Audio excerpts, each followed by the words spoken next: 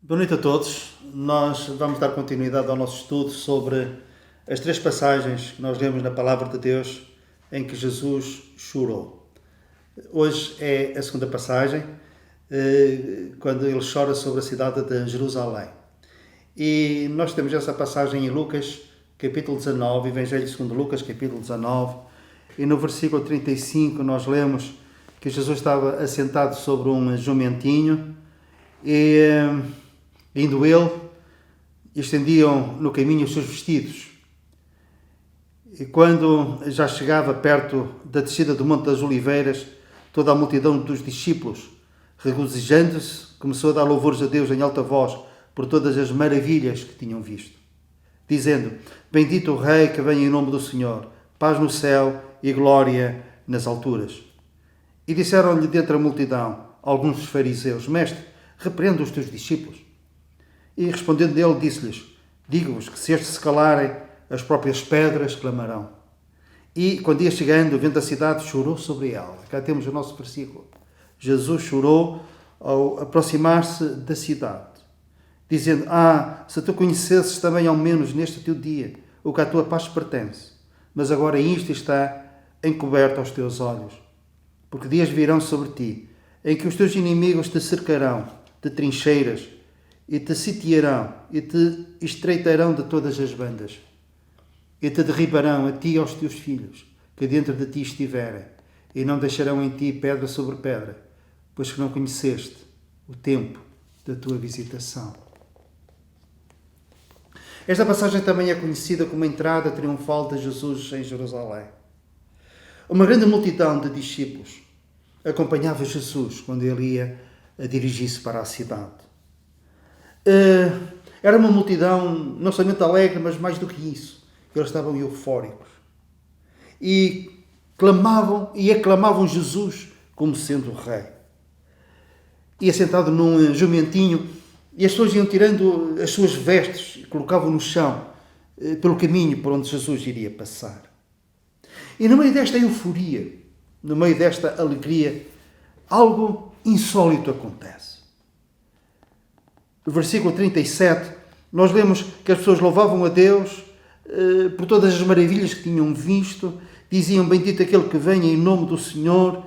E à medida que se iam aproximando da cidade, a certa altura nós lemos: E quando iam chegando, Jesus, vendo a cidade, chorou sobre ela.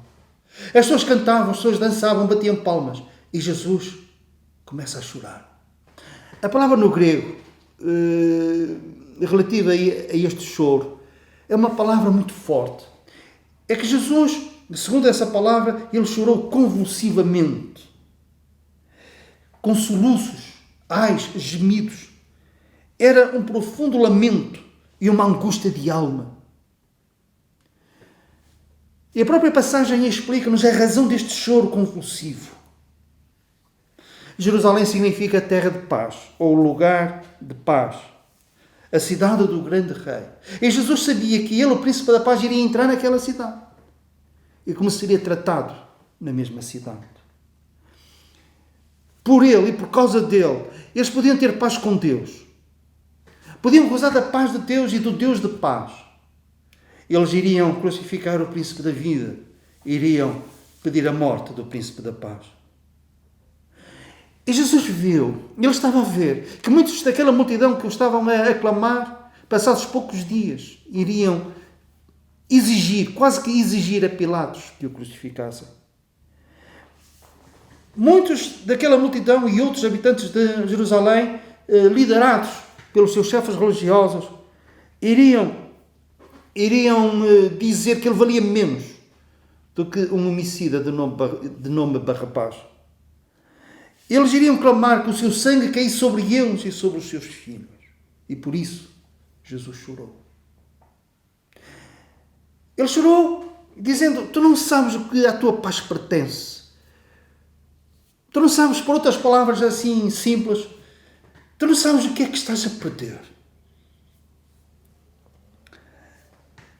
Ele também chorou porque, ao ver a dureza daqueles corações, as oportunidades que aquela cidade, os habitantes daquela cidade tiveram Noutra parte, numa passagem paralela, ele diz que eles matavam os profetas, apedrejavam aqueles que Deus tinha enviado. E a certa altura ele diz: quantas vezes eu quis ajuntar os teus filhos como uma galinha os pintos debaixo das asas e tu não quiseste. E tu não quiseste. A história de muitos. A história das oportunidades perdidas. Ouviram o Evangelho, vezes sem conta. O Espírito Santo tantas vezes os visitou.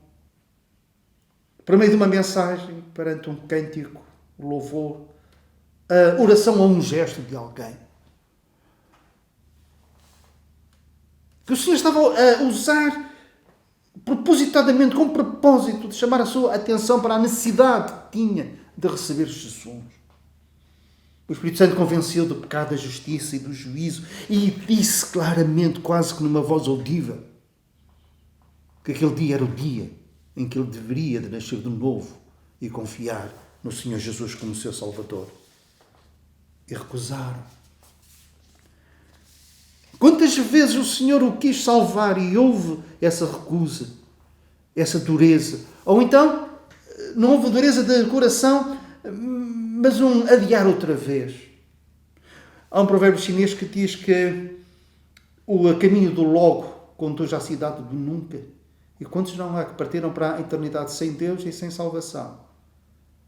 Porque adiaram o dia da sua conversão. Outros, desde a sua meninice, desde a sua infância, conheceram a palavra de Deus. Ainda crianças cantavam aquele corinho: sou uma florinha de Jesus.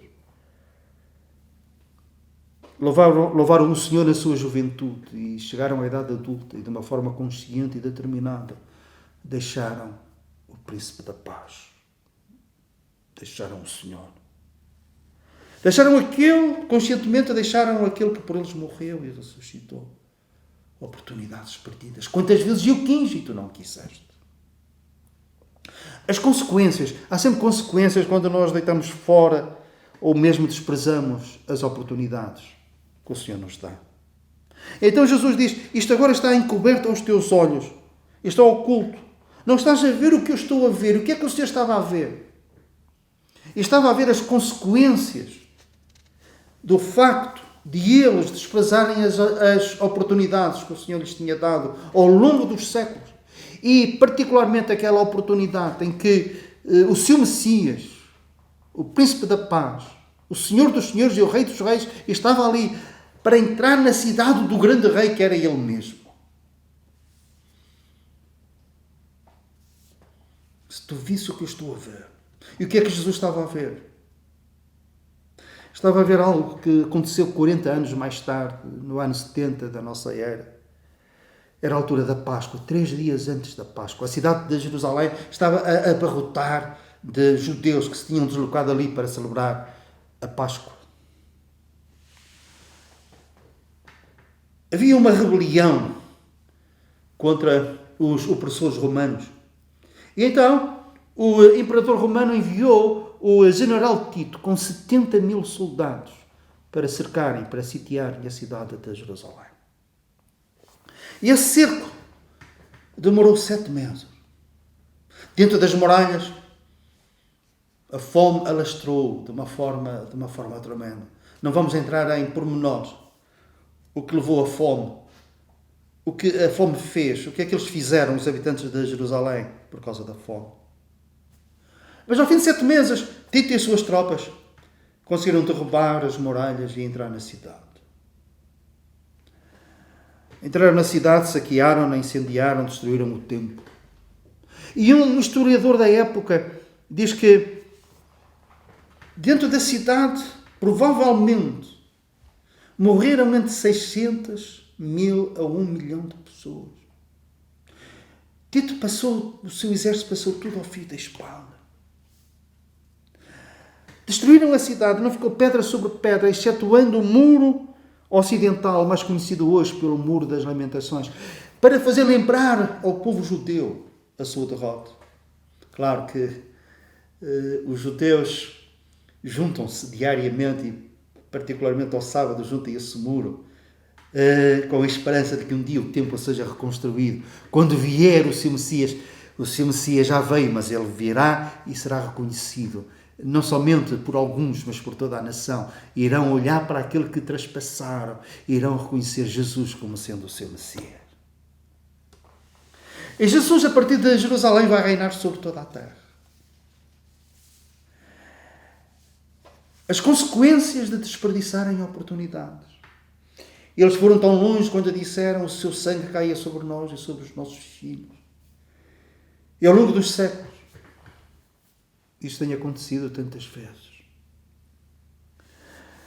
Concluímos este estudo pedindo para que cada um daqueles que ouve este estudo faça uma reflexão.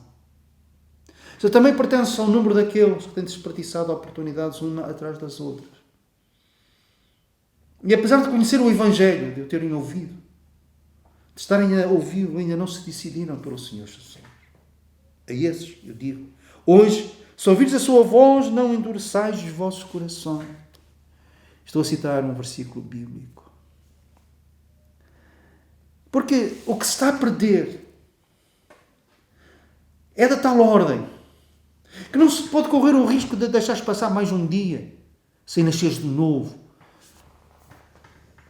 Arrependido, confiares em Cristo como teu Salvador e passares da morte para a vida, do império das trevas para o reino do Filho e do amor de Deus, para o reino do Senhor Jesus. E o teres como Senhor e Salvador da tua alma e o capitão da tua vida, aquele que é o Senhor, que ressuscitou para ser Senhor e quer que tu o tenhas como Salvador e como Senhor.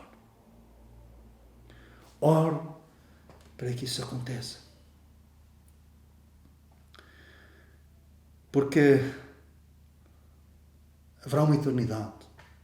E cada dia que passa nós estamos mais perto dessa eternidade, de nos encontrarmos com Deus.